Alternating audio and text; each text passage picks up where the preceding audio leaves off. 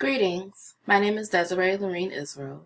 Thank you for your time to be interviewed for the tenure track position at your university. During our time together, you will get to learn a little about me, my teaching philosophy, research interests, and career goals. I'm originally from Rochester, New York, and moved to Baltimore, Maryland to pursue a bachelor's and master's in social work at Morgan State University.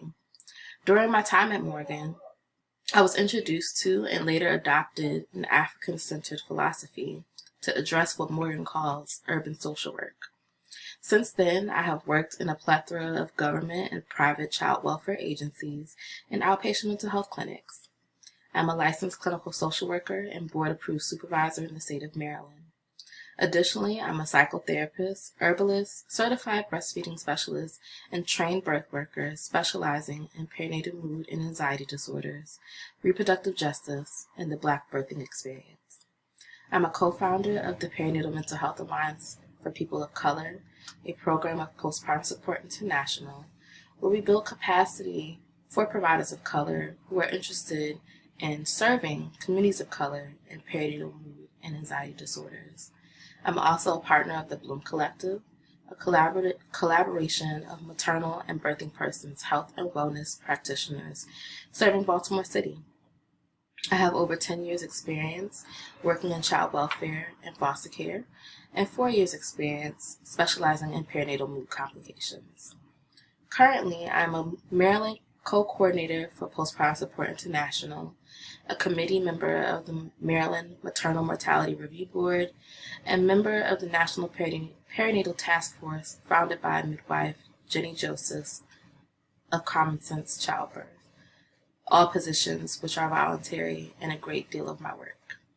I'm devoted to the liberation of Black families of the diaspora by using African-centered modalities and rituals to achieve holistic wellness.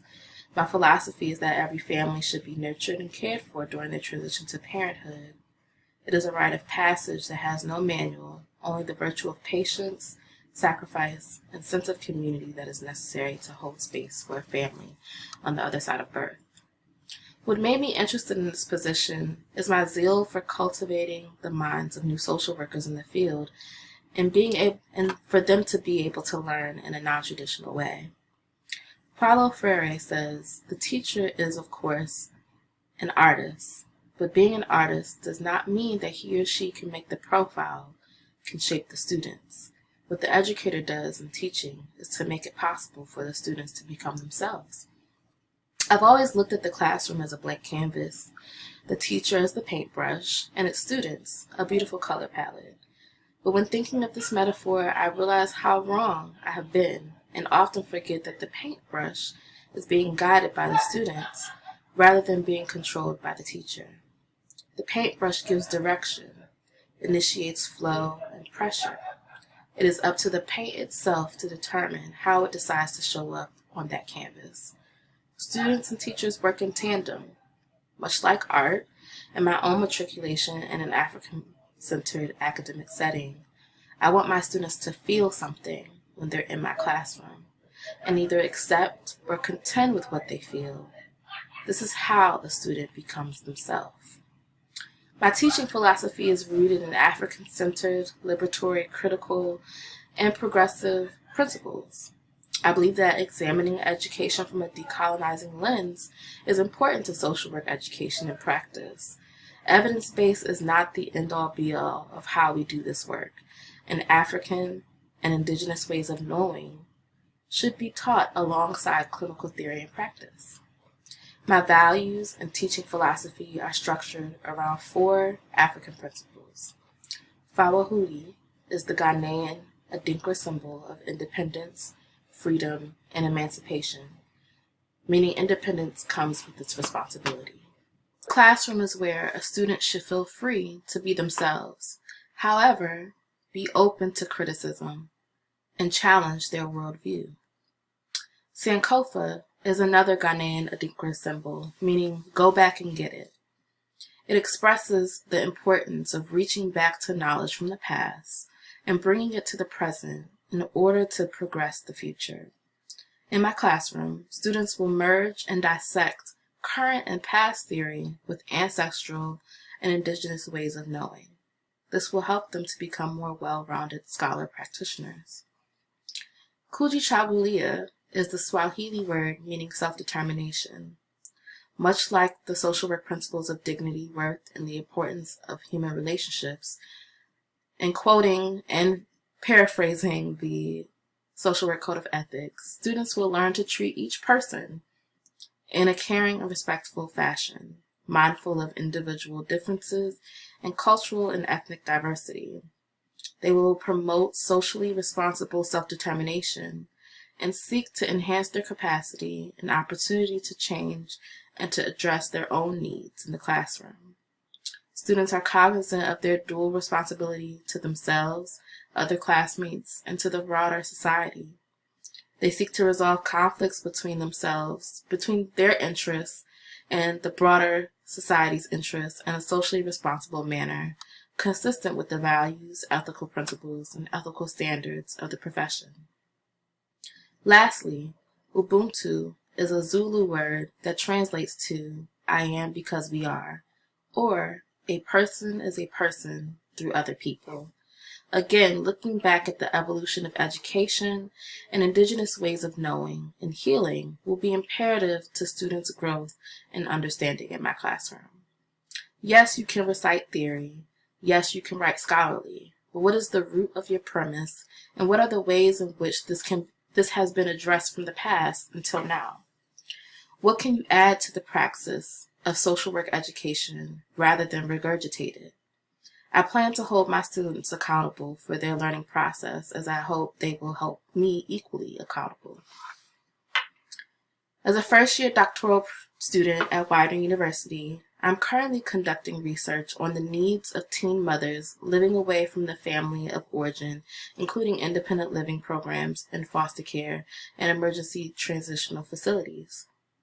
Using a phenomenology methodology, I plan to look at their experiences in these programs and assisting them with learning self-sufficiency skills, addressing age-out needs, and enhancing parenting approaches.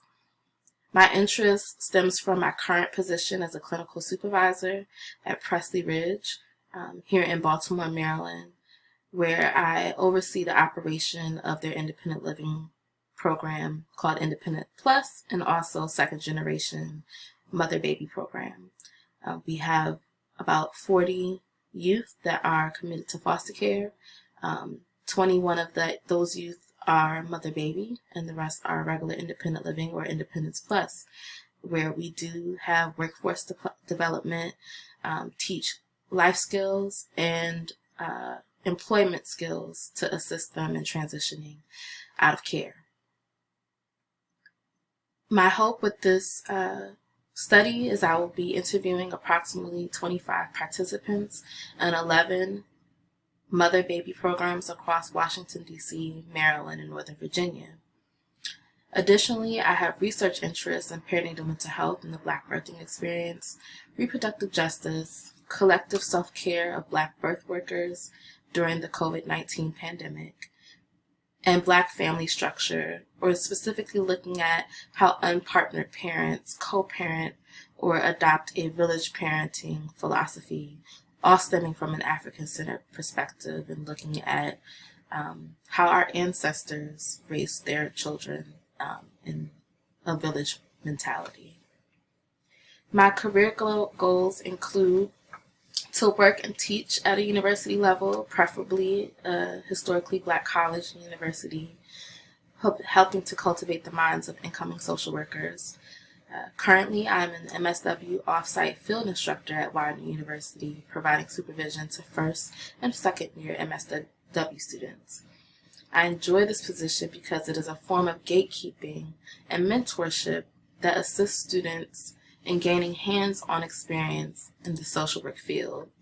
Their passion either grows or shifts while in the field, and seeing that come to life in the eyes of fresh minds is a wonderful sight. I'd like to teach a public health social work or maternal and child health course, as my expertise is in the perinatal period with families.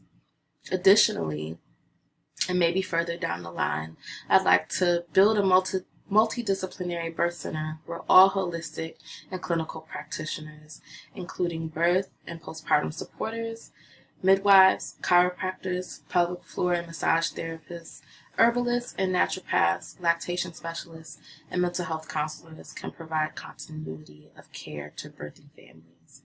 I truly appreciate your time and listening to me, and I hope to hear from you soon regarding this position. Thank you and take care.